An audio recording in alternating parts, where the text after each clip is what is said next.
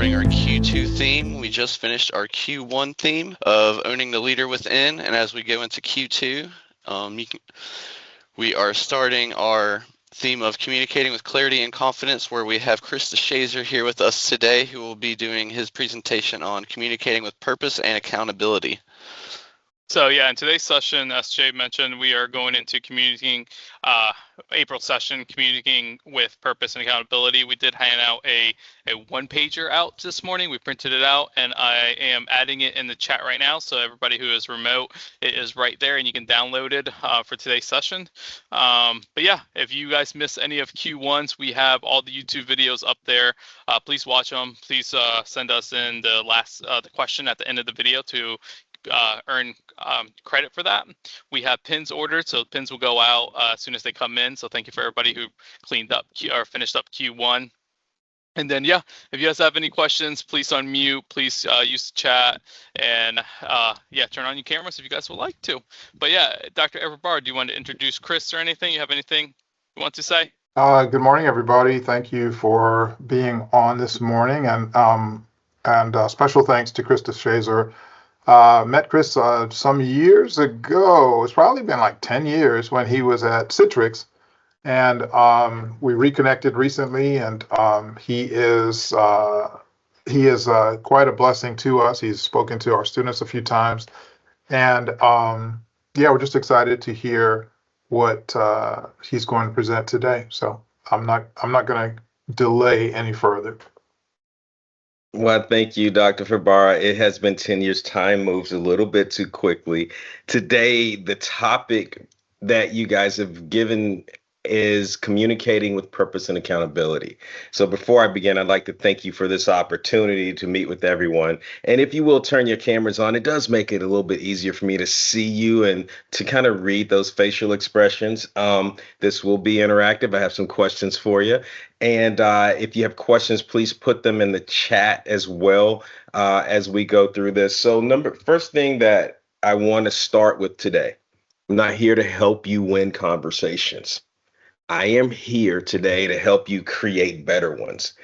That the one about winning those conversations, that's a whole different animal, a different topic for another day. So let's jump into this. First of all, I'm Chris Deshazor. I have met Dr. Fabara when I was at Citrix, but I have been doing leadership development for a while, I'll just say. And I have experience across high growth businesses, Fortune 500 companies, Fortune 100 companies. I am the current founder of Brainiac Solutions, which is my consultancy that is launching literally today. My website goes live tomorrow, which I'm very excited about. And I am a Crucial Conversation certified facilitator. I have actually facilitated some of the content that you'll hear today will come from Crucial Conversations. And I have delivered Crucial Conversations to probably over 2,000 people, not at one time, but over a course of time. But here's something that's really important. Even though I'm a certified Crucial Conversations facilitator, and probably I would consider myself a master, I've messed it up before. Beyond the workplace, I am also an elected official. This picture here is probably the best one that I use. I'm an elected official from the town of Holly Springs, was elected to the town council in 2023. And I lead high stakes conversations. I was just recently 3 weeks ago in Washington, D.C., meeting with two Congress folks and two senators asking for $200 million for wastewater for Holly Springs. So if you want to talk about communications and high stakes, I think it gets a little higher than that. But for my pay grade, I think that's about the top of it. And it was a lot of fun. So let's jump into this. Enough about me. Here's where we're going to go today. We're going to talk about communicating with purpose, structuring huddles and check-ins. And it's not in this order, but these are the topics: field and office communications and creating dialogue, not a debate. So I'm going to start, and I'm going to ask you a question before I begin. I want you to think about this. You're getting ready to leave. You've been working today. In communication, I'm not only talking about verbal, I'm talking about text messages, I'm talking about phone calls, I'm talking about everything. So you're leaving today, and your significant other sends you a text and says to you, "We need to talk this evening." What goes through your mind? Add it in the chat. I'm curious to know what some of the things that you think about when they say to you, We need to talk. And that's all they say. They don't tell you anymore. Fear. Yeah, right. David, right. I'm in trouble. Something's wrong. Bad news. I'm usually thinking, in the past, did I pick up the kids? Did I forget to pick up the kids? You guys are right. Something bad. What did I do? You may get home and it's just the chicken that we had is not what I really wanted, and I really wanted to go to Taco Tuesday. It could be something as simple as that. But we tell ourselves a lot of stories in here. So one of the pieces of this that we'll talk about is there's a problem with communication, but it really isn't communication. The problem is truly clarity. We make assumptions, we have unclear expectations, and there's a lack of follow through. And without accountability, alignment fades. So you can take this to that same text and place it with work when someone sends you a message, because we tell ourselves these stories in our head about communication. So how do we deal with this? I'm going to start with a poll. And the polling that I'm using, I am using Poll Everywhere. And so I've just plopped it on the screen, pollev.com. And here's Chris Deshazor, 548. And I'd ask you to answer this question. What's the biggest communication challenge that you experience at work? And I'll give you a chance to sign in, and you can use the QR code as well. Can you uncover the slide so we can see the QR code a little better?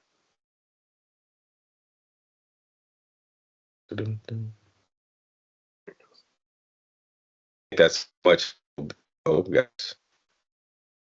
And as you guys are filling this out, I was coming when I was going through these questions. A couple of things that I did, I wanted to make these anonymous because I wanted you to feel honest. I wanted you to get the opportunity to just kind of tell us, what are some of the communication challenges. Again, it helps to set a little groundwork on some of the places of what we think. Are you guys able to commit? I can see there are 22 people in. I'm not seeing your responses, so I'm going to just take a quick pivot real fast, guys, and let's go into the chat. Let's use the chat for this one for a moment. My apologies for this. Let's go directly to the chat and tell me, what are some of the biggest communication challenges that you are seeing? And I can leave them here so you can add them here. We're seeing some misalignment. We're seeing quite a few of misalignment. A couple things that are coming in. Unclear expectations. Oh.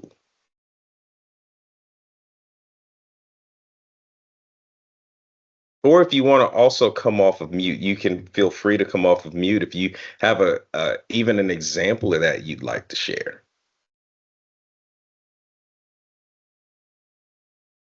Not to put anyone on the spot.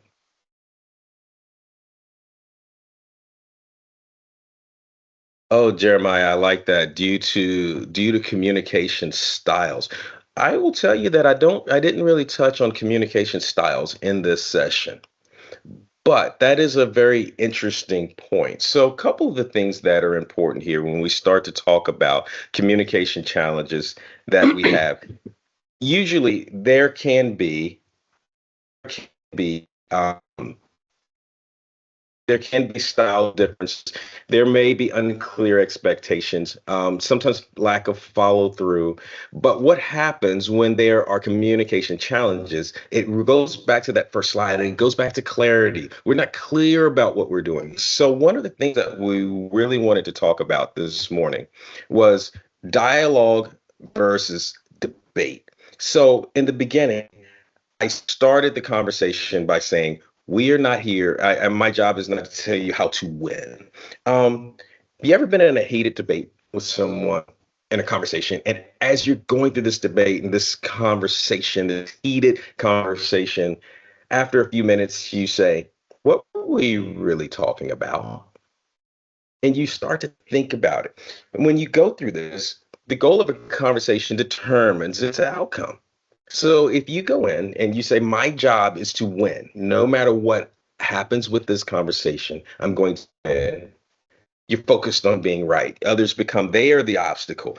It creates defensiveness. I witnessed over the weekend a conversation that happened between a Facebook and a Facebook conversation and then a text message and folks that ended up becoming a debate. Whereas when we had a dialogue, and I wasn't a part of this, but I witnessed this. And when I became a part of a conversation about it, and we had a dialogue, we got to understanding, we got to results, we got to focusing on shared outcomes. We became partners in this. So within crucial conversations, there's a story that we talk about a pool of shared meaning and safety. And one of the things that we're going to talk about in a few moments will be safety and having a conversation with someone that is in a safe environment. As we talk about this, the first thing that I want you to know, though, is the key principle here on the bottom, and I placed this in that one-page document. If you don't define the purpose of a conversation, the conversation will define itself. So sometimes it's a matter of stepping back and saying, why are we talking? And that seems a little rude at times. It could seem a little rude to just stop and say to someone, excuse me, why are we talking? And so when you start to look at this, communication breaks down. People usually go into their corners, become upset or different things. So when the communication breaks down, people feel unsafe. Think about this. If you're in an argument and someone is yelling at you and you're not a person that likes someone yelling at you, I don't think anyone likes folks yelling at them. You feel unsafe. And without psychological and emotional safety, honest dialogue disappears. We go either to our silence or we go to one extreme. We go silent and we say, I'm just not going to talk to you. And we cross your arms. And you can tell in a conversation if that's happening, or they go to violence, they get upset. I'll give you an example.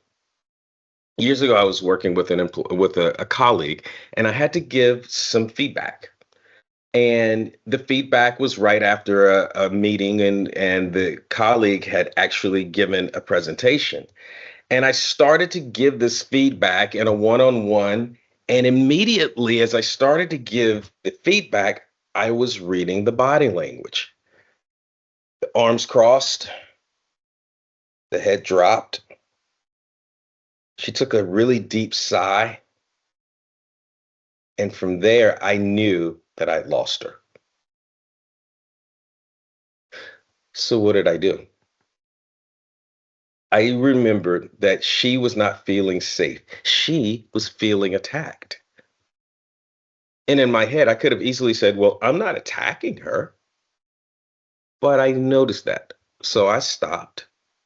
I stepped out of the situation and I said, can I start over? Can I now ask permission to give you feedback? She said yes. The arms uncrossed. She felt safer.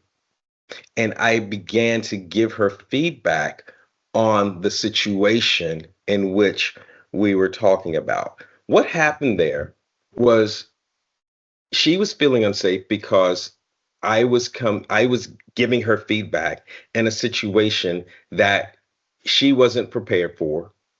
There was no goal. So the goal of that meeting was for me to give her feedback. And the goal was to have an environment that was safe. So in order to do that, I had to pause, I had to stop, and I had to recognize. And I think many of us, as we think about many of the situations that we work with, we think about how we can give this feedback. So I'm going to try this poll again. I want to see if this works. I'm going to activate the next poll. And if you guys hang on 1 second, I'm going to activate the poll for you. And you should be able to see a word cloud. I want to think about this right now. I want you to think about a conversation that you've had recently. And the conversation didn't go as well as you wanted it to. I'd like for you to let me know, what's one word that describes the state of that conversation? Was it frustrating? Is it unclear expectations? Is it that the other person just doesn't listen to you the way you would want to listen to them because you're right and they're not? That's a joke. I'd like to know what you're thinking. Let's see if this poll works for me. There we go. Now you can see it. And it's also the same link from the original link. Yes. So it just updates, Yes, it should auto be. updates. So you guys are on it still. It's just going to update. Oh my goodness, a misunderstanding, unfinished. Felt defeated, tense, annoying.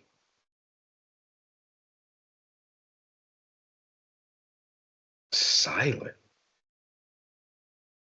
Awkward.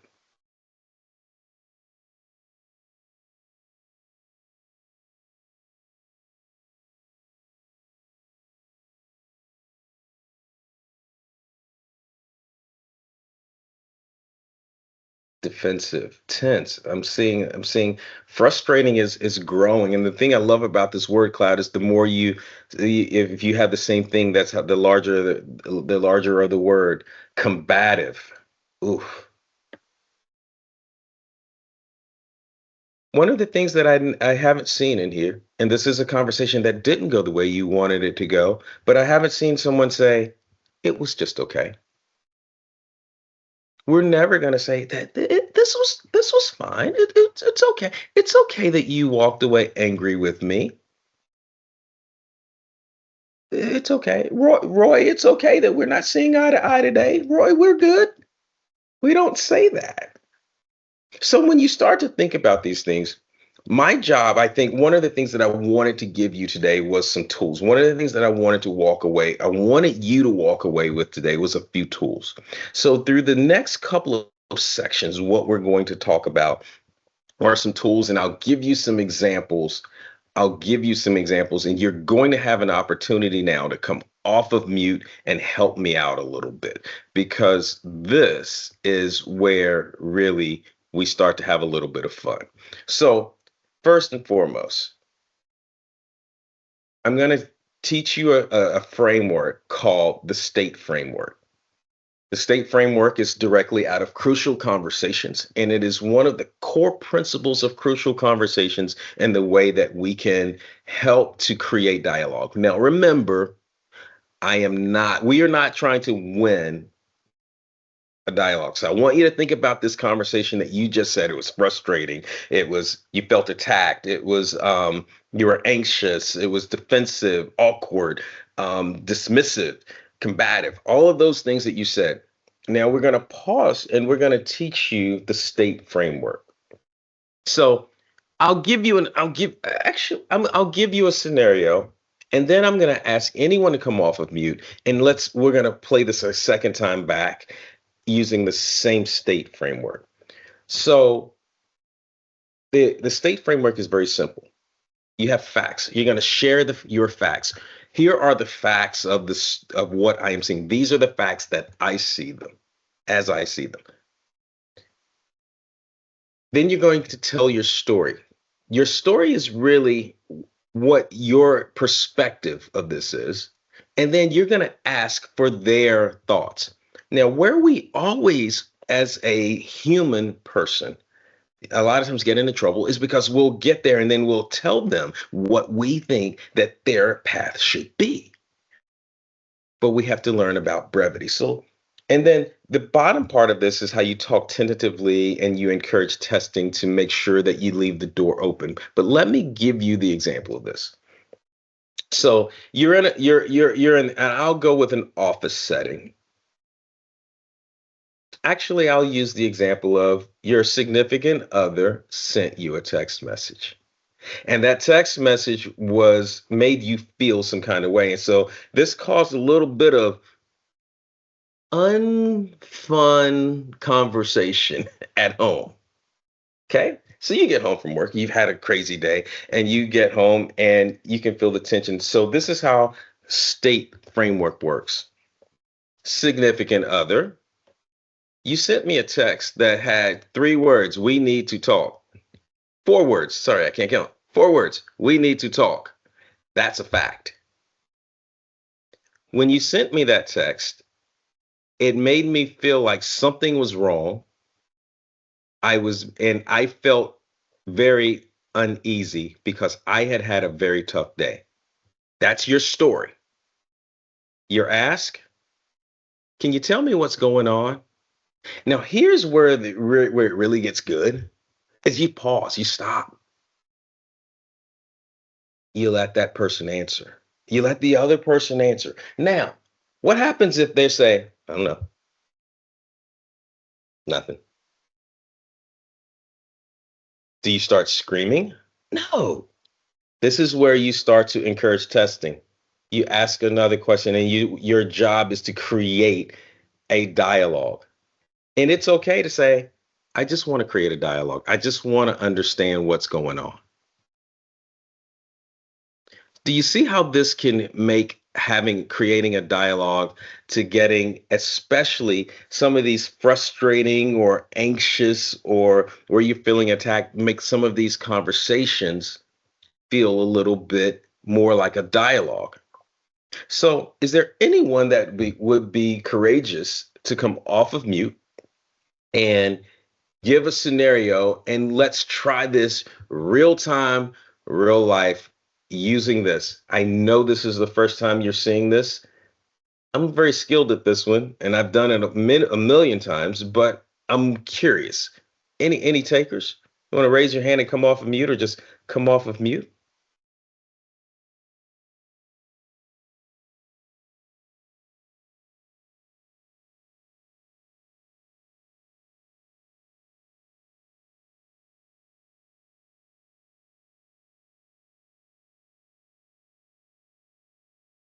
I think you're muted.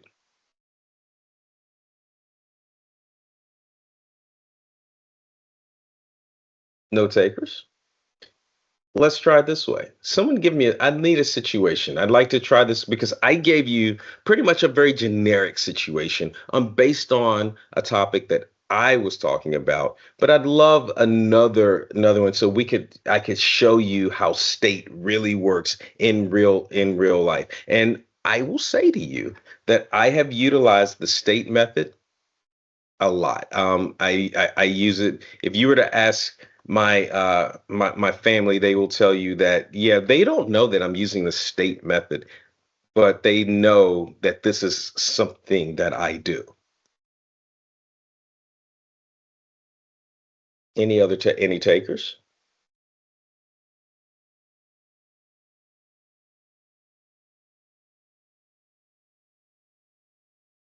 Then I'll do it this way. One more example of the state method.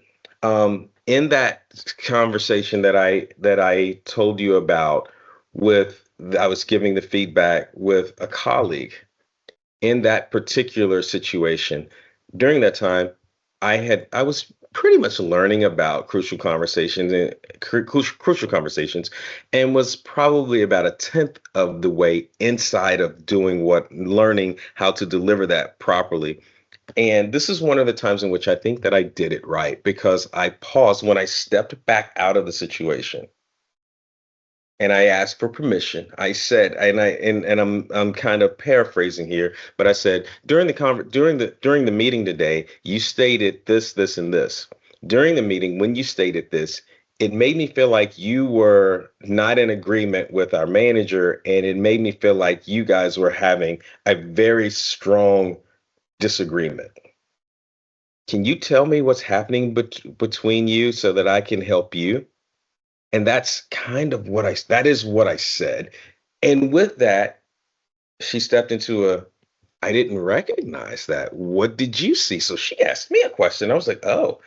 So I go back to more facts. I saw this, I listed this, and it became a dialogue. One of the things that's really important about this is sometimes it takes a series of questions. It takes a series of things to create the dialogue. But the beauty of that is that it's a series, so you're creating a dialogue. So what I'd like for you to do is I'd like for you to take this, practice it, try it. You can find this online. You can find the state method, and you can see on YouTube videos of people practicing this and trying this. This is a very good method. The other piece of this that I'm speaking in very much talking like we're on a video chat or we're in person. This becomes a little bit trickier when you're just on a phone call, when you're not seeing someone. And you have to be more explicit when you have your conversations. Text messages are even more difficult because text messages, I can't tell your tone. I don't know what your tone is when you say it. I saw a situation this weekend in which someone sent a text message to a person and said, you need to do XYZ. But what the person heard in the text or what they read was, you're telling me what to do. And it wasn't that, because they were feeling something about something else. So we can't tell from different people's what they're seeing with how things are going. So I'm going to move forward because we have about a few minutes left, and I want to leave time for some questions in the end. The next piece of this is purpose. What is the purpose? What is the purpose of this conversation? Why are we talking? Remember, I asked a few minutes ago, have you ever had an argument? Well, I don't call them argument. They're not arguments. They're debates. They're good debates. But how many times you ever had a debate and you're talking with someone and you're like, what are we debating about? What are we arguing about? If you have a purpose and you can always go back to that purpose, then we are better. What is the desired outcome? What is the outcome for you? What is the outcome for me? What does good look like? What does success look like? And what do you need? So when we start to think about a conversation, if we start to have these conversations with these three things in mind, if you ask these three questions before, what is the outcome? What does the success look like? And what do they need? Go back to my same situation. This is where I think I failed. I was giving feedback. The desired outcome for me was to give feedback. I don't know if it was her outcome to receive the feedback. What did great look like? And I don't say good. I'm going good to great. What does great look like? Great for me would have been giving the feedback and being able to help in the situation. But what if the other person didn't know that there was help, that they wanted help or needed? And so it gets into, what was their need? What was the other person's need? I want to make sure that we start conversations with a purpose. And as we get into conversations with a purpose, there are different situations and different ways that we can look at this. If you don't define the purpose, the conversation will define the purpose. And now, one of the issues that I've been told, and you guys work in different opcos, and I understand that world of different operating companies, and operating companies come from different places. Everyone has their own communication style, the way that they work, the way that they talk.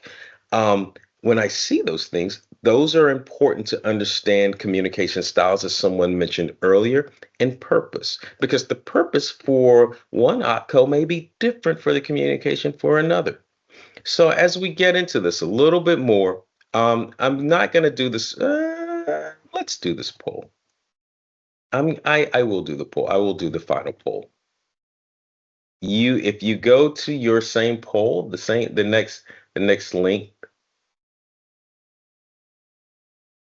How structured are your current team meetings? Now we're going to dig into teams a little bit. Oh, it's working perfectly now.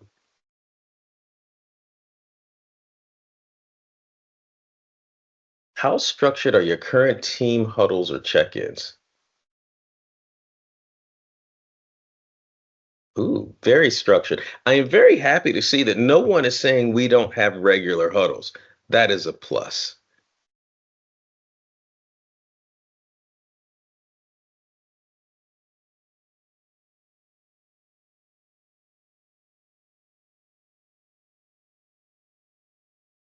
During this next few minutes, we have about 10 minutes to go through two quick topics. And one of the things we're going to talk about are team huddles. And what I'm noticing here, I am really liking this. And Anthony, I would take a screenshot of this one and say, hey, I think this is some good stuff, because very structured and effective team meetings is really strong. Um, Saying that they're mostly informal conversations, and that's kind of okay, but we're gonna add a little structure to this. Um, and let's jump the theme a little bit. Excellent, excellent, excellent. I'm glad this one worked. I don't know why the first one didn't work, and my apologies on that, gang. But let's go in. There's a three-part huddle. And this is the way that I like to think about huddles. And this is a little bit of research around it. And I call them huddles, team meetings. How long are they? An hour long? Are they 10 minutes long? A couple of the things that I hear. In my line of work, I do a lot of organizational development. I work with a lot of teams, and I listen a ton. And some of the things that I hear, here are the things you're seeing. Those questions that I asked there for you about your huddles. I'll hear people say, "We have a team meeting today at 1 o'clock. Yeah, I'm gonna go, but I'm gonna turn my camera off because I got 5 emails to send, and I got this deadline, and yeah, they're just gonna yammer on, and they kind of could have probably put this in an email." Someone right now is shaking their head with their camera off. I know, yes, because we've all said that before. It's okay. I'd like to see where team meetings are even more impactful. I am a huge fan of the 15-minute team meeting. 15 minutes? Yes, 15 minutes. I'll give you one that's even a little bit better. The 23-minute team meeting. Okay, that has nothing to do with Michael Jordan. Yes, I know we're in North Carolina. It has nothing to do with Michael. It has everything to do with a very odd number. You start on time. So if your meeting is at 10, you're starting at 10. But at 10:23, you're done. And you have a timer. But in order to make that happen, you have to be very purposeful. And it becomes kind of a game. But you have to have alignment, you have to have ownership, and you have to have accountability. These are the three things that you will have to have. And you may say, today we're just going to align on what we're doing so that we can choose ownership later and accountability. There's a couple pieces. Sorry. The wrong button. There's a couple pieces of this that are important. First and foremost, alignment. How do we make sure that we're aligned? What are we focused on? What does success look like? These are questions that you should be asking, and these are set before the meeting. Who owns what? Does the leader have to own everything? I hope not, because then they're going to be woo, and everybody else is chill. Who owns what, and who's accountable for what? Um, when we get into, I love working with project managers, and they'll say who's accountable for what and who does what job, and they list it out in a spreadsheet or a smart sheet. I like the ability to be accountable. I also like within a huddle of not the same person leading the huddle each time, or the same person leading the meeting each time. As we align and we understand what we're focused on, that can be set up before the meeting. Today we're focusing on X, and during the meeting we are going to talk about who owns what. There's a piece in here that we'll talk about in a few minutes about giving updates versus ownership. And we'll get to that in a second. But here's a question. And this was asked from your leadership team, and I love this question. How do you communicate when responsibility for a matter is ambiguous? Ooh, wee. What do you do? I'm going to use the chat for this one. What do you do? How do you communicate when the responsibility for a matter is ambiguous? It's all over the place. You've got 3 opcos and everyone's doing something different. Jay, you're saying ask clarifying questions. I could agree with that. What else are we doing?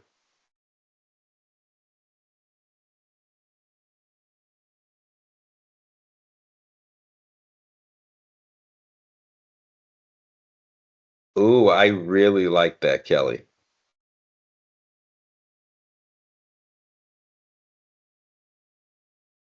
Okay. Andrew's saying if you're if you're the leader, you assume the responsibility, but it's still ambiguous because it's ambiguous even to you.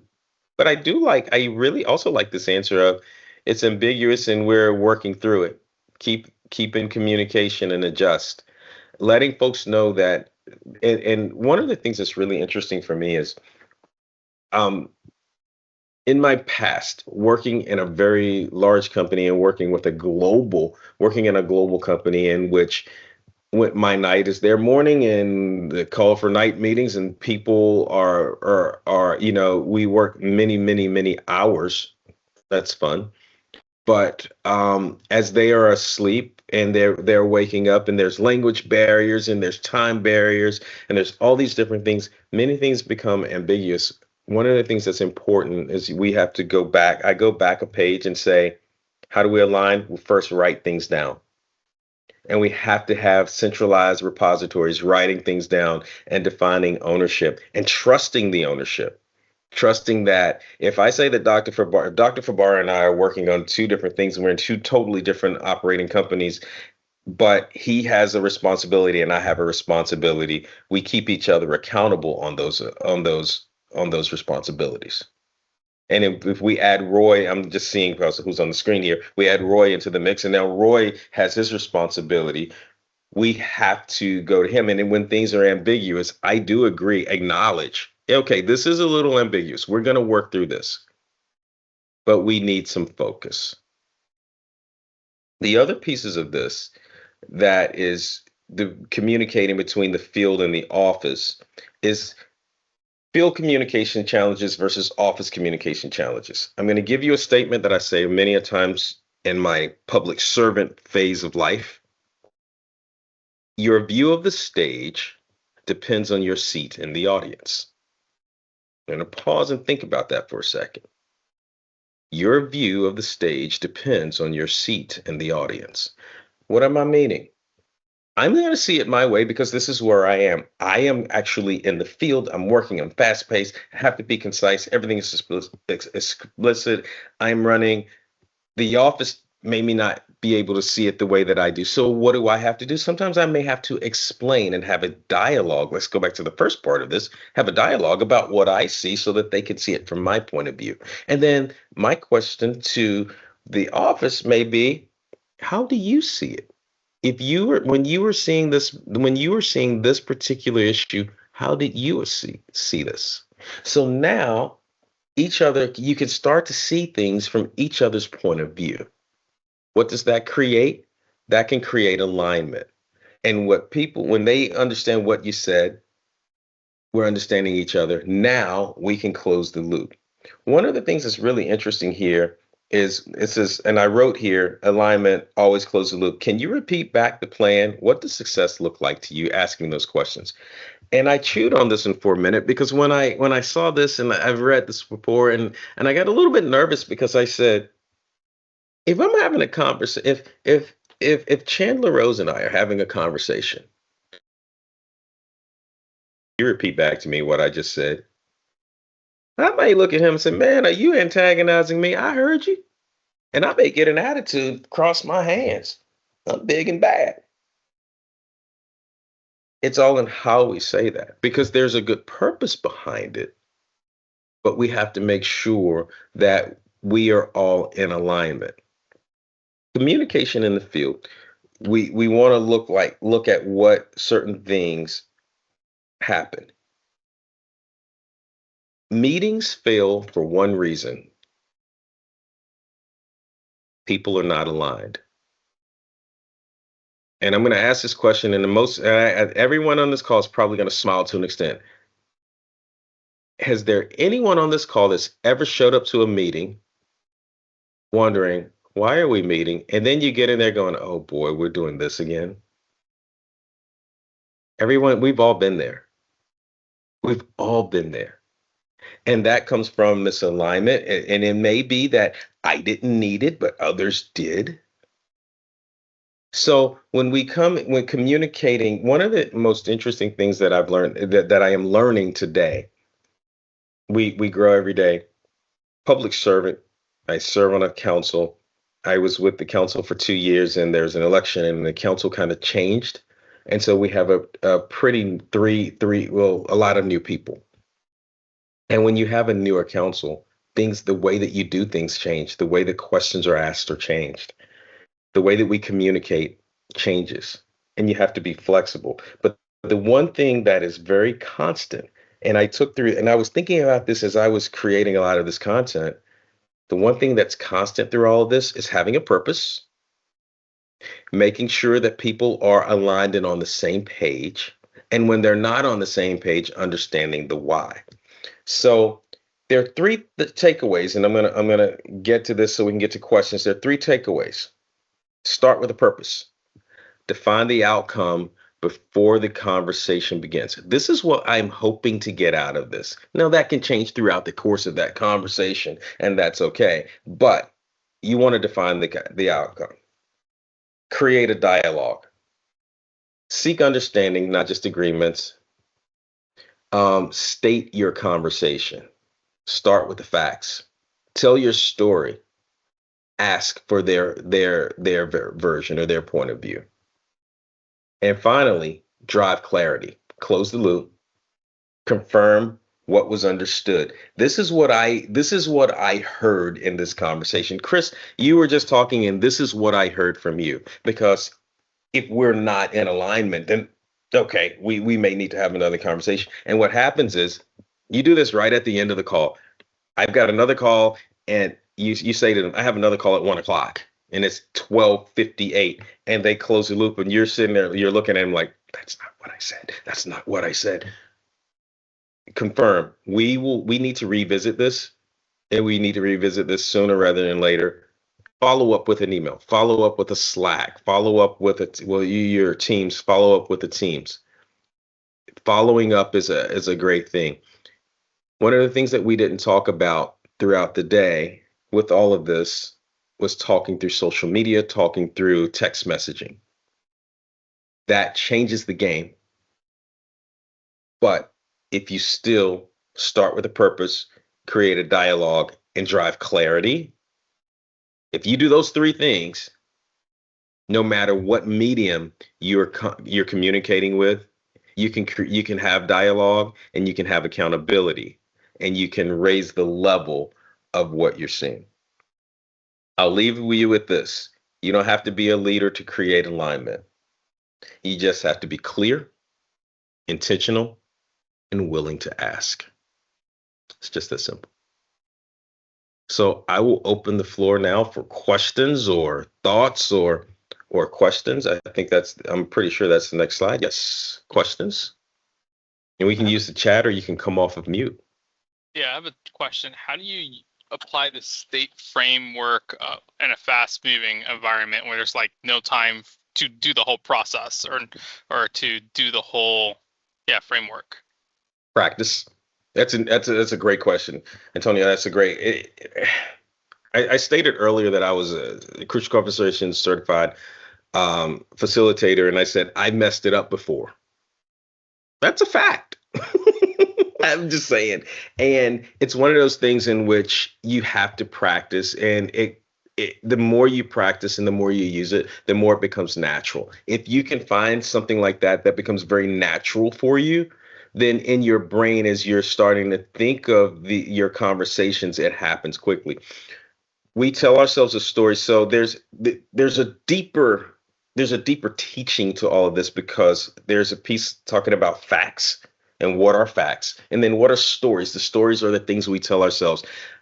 I tell myself all the time that I am 6'9" and I'm a really good point guard, and that the NBA is going to call me. That is not factual. That's a story that I tell myself. Now, I can tell myself that long enough, and it becomes factual to me that when I go out to the basketball court, that I'm really 5'7", and everybody's taller than me, and my ankles can't handle it. So I understand that it's not really a fact. However, you tell yourself a story long enough that you believe it becomes a fact. So we have to learn to separate the facts from the stories. So when we start to be able to understand what are facts with every situation, as you're talking through things and you're having a conversation, what are the facts? The next time you're in a heated debate with someone, I think if you were to say, and this is going to take practice, trust me, my goal is not to win, my goal is dialogue. What are the facts? And you start listing with the facts. The stories will come, how you feel. And then you ask for that. But it takes, the long answer to that is, Antonio, it takes practice and lots of practice. Appreciate that. And you also brought up another, I wasn't even going to think about this question, but you brought up another thing. You started talking about facts. And one thing I struggle is I'm pretty black and white. I can separate facts and feelings, but some people will like to take their feelings as facts, which is not. But how do you maneuver around that where, you don't sound unempathetic or, just kind of just bulldozing their feelings or dismissing their feelings? I struggle with that. Now that I am married, the last 2 years, I have been working on that and making sure that, I don't dismiss feelings or anything outside of marriage, work, anything like that, but also try to separate what is a fact and what is feelings. And yeah, so I do struggle with that part in that sense. That's a great question, and I will tell you, in the world of marriage, this works. A lot of this is recorded, so I'll be careful here. A lot of my conversations come along with about marriage. I've been married a long time, almost 28 years. So been married a very long time, and for me, with that, to answer your question, when a person is telling themselves a story as a fact, what you'll notice is in the middle of the debate, and notice I keep calling it the debate, the tensions get hotter and hotter. Pause. Step out. When you step out, calmer, and you both have to come back to purpose. Why are we talking? Why are we debating? What is it that we're getting to? Now, this gets into something that in Crucial, they call it the pool of shared meaning. And the best way that I can describe this is, this is how I would tell you to do this, Antonio. Imagine you're standing in a swimming pool and you both want to swim, but you're having a debate on that. Step out of the pool and understand why do we want to swim? Because we want to have fun. We want to swim because we want to get cooled off. We want to swim because we just love the water. And then gently get back into the pool together to start to have the conversation of the why. It all goes back to the purpose. Why are we having this particular conversation? Why is this happening? And that's you're so right. This is marriage. This is work. This is driving down the road and someone cuts you off and they jump out of the car and there's an argument. That never happens. But how do I step out? What are the facts? You did this and you did this. Well, remember, everyone sees everything differently. And that's what makes this really fun. It's like, okay, you see this totally. I didn't see it that way. That's a question of everybody on this call. Have you ever had a conversation with someone and they see something totally different and you're sitting there thinking, are you watching the same movie that I'm watching? Because I didn't see it that way. We've all had that happen. But sometimes our perception is our reality. And so because our perception is reality, our reality becomes our fact. And that makes it very, very interesting. So it goes back to, what is the purpose? What is the purpose that we're having this conversation? What's the purpose for this meeting? What's the purpose for this call today? What is the purpose? What is that overall purpose? One more question. Great questions. Sure. Yeah, thank you for that. Yeah, I always try to assume positive intent. I like it. Hey, Chris, this is Bryson. Not always the case. Chris, this is Bryson. I have some experience with crucial conversations as part of course, my professional job and as a mediator. And I found that, how people understand what their communication styles in high pressure situations can be helpful. And I've also found that their assessments that they offer are a good tool in kind of learning where an individual might be in that journey. And happy to drop the link in the chat if you think that would be beneficial for the group. Bryson, I think that would be absolutely beneficial. And you bring up a really good point. I purposely didn't touch some of that, but you're exactly right. If you start to understand like your styles and you understand yourself better, that helps a ton. And because it gives you an opportunity to know, like, I know the things that push my buttons, and I understand that. That doesn't mean that I always get it right. I keep saying that. I'm telling y'all, I know that I don't always get it right, but it helps. So Bryson, yeah, if you'll drop that in the chat, that would be great. Perfect. Chris, if I can jump in, you brought up the field level versus kind of office level. And one of the things that we have definitely discovered is when you want to get alignment on a why or purpose, you must acknowledge that the layers don't have the same purpose. They can stack to meet the ultimate purpose, but if they just want to get a paycheck to pay the bills, that's okay. But it's your job to deconstruct the overall purpose and explain how them showing up consistently, executing consistently, increases their ability to get a paycheck, opportunity to grow their pay. The way we do that is you come every day, you knock it out, move with a sense of urgency in alignment with our values. That gets the next level of the organization happy with the execution, which then leads to the ultimate why, which is at the top. And so we take that as kind of a vertical alignment. But I think sometimes we get confused. We want a lower layer to have an epiphany moment and say, oh, I see it the exact same way, or have the same purpose being here as Chris does. And that doesn't necessarily have to be true. And so what are your thoughts on that? I think that everything starts from the top. I think one of the better, I worked at an organization years ago in which their fiscal year started in April. So in April of every year, we would have a company kickoff. And the company kickoff, they would say, this is our goal. This is what we're doing. And they would cascade down their goals to the different levels. And because I was a part of the HR team, we would take our goals and say, okay, these are the things that we're doing this year. Do they roll up to those goals? In that particular organization, that worked really well. Majority of the time, people stayed on task. And what was nice about that was when people would come to you and say, hey, I need you to do this. Sorry, that doesn't meet with the goals. If I can't. That doesn't always, Chandler, that doesn't happen a lot. I'm going to be honest with you. It just doesn't, in which everyone is aligned. So for me, I do think having from the very top what the overall goal is and having a cascade works well. But it also depends on the leadership at every level to be aligned on what good looks like and how to get those things accomplished. From what I can tell, you picked up in your example, you in HR picked up the slack of not closing the loop in the vertical alignment.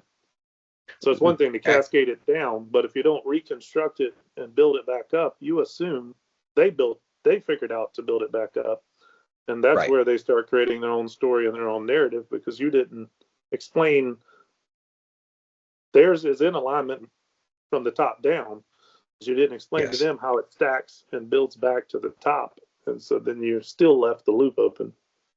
Well, the reason I say it starts at the top, because that was that's the way that the org was designed from the top for them to cascade down and to close the loop back up. I can still see the slide in my head of how they closed it back up. And that was, for me, I thought that was great. I've been to other organizations. I go from a larger company like that to go to a startup in which it's just like, hey, it's a free for all. Let's just make things happen. And you're just running. And that question on ambiguity, oh my goodness, now how do you operate within that ambiguity? And it is very, very, very tough. And there are a lot of loops that are not closed, and you feel like you're running. It's like the hamster wheel for me. So I think there needs to be a median there where there is direction from the top, there needs to be closure from the bottom, and there needs to be alignment throughout. And then it gets a little bit trickier too, because it depends on the organizational breakdown. Is it a very flat organization? Is it a very hierarchical organization? And then in your instance, let's toss in the mix. You have different opcos, and you have opco presidents, and this person's reporting here, and across. Oh, it's organization. That's kind of part of my focus. Organizational design and focus. It depends on the organization, and a lot of times you can get the right person to come in and help you guys with that, or anyone with that. I would like to thank you all for the opportunity. I hope that I have left you with something, a nugget or something that will, stick with you, something to try. I'd love to connect with you all on LinkedIn. I like to connecting with folks on LinkedIn, and I look forward to seeing you guys in the future. Dr. Fubara, thank you for this opportunity. And I hope this was good for everyone. I appreciate y'all. Hope you have a good rest of your warm day here in Raleigh. Thanks, everybody. Thank you. Thank you so much. Thanks, everyone, for joining Leadership Live.